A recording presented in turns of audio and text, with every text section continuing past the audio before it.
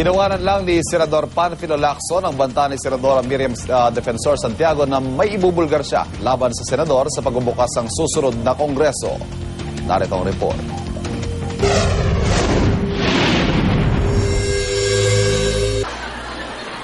Kaya pinapagaling ko ang sarili ko. Pagkatapos nitong bakasyon na ito para sa kampanya, hamunin ko ng suntukan yan.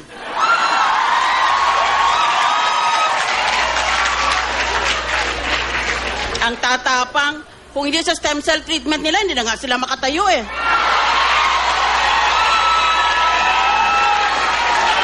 Kasunod ng mga banat na kay Senate President Juan Ponce Enrile, ₱1 si Senador Panfilo Lacson naman ang nakatikim ng mga batikos ni Senadora Miriam Defensor Santiago. Sa panayam sa radyo, sinabi ni Santiago na may ibubulgar siya sa pagbubukas ng susunod na kongreso kung kailan tapos na ang termino ni Lacson na tinawag niyang Pinky imbis na Ping.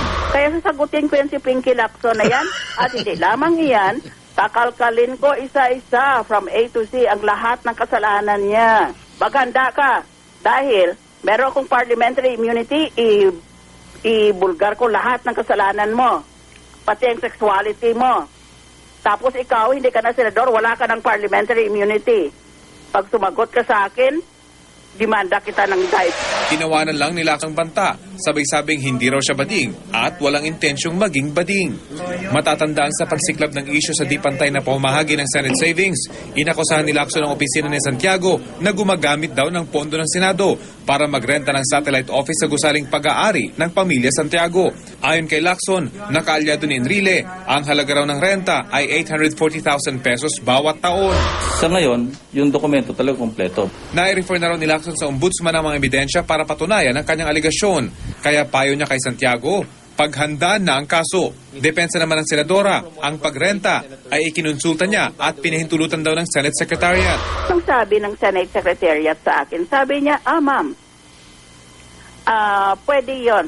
Ako ang may-ari niyan eh. Pwedeng ako rin ang mag-uupa doon. Sabi nila, oo, may paraan yan eh. Napipirma, hindi ikaw, kung hindi ang Senate President. Tapos ang magpipirma, yung nung namamahala ng iyong building, ang tatawag namin doon ay office manager. Para sa unang balita, Rafi Tima reporting.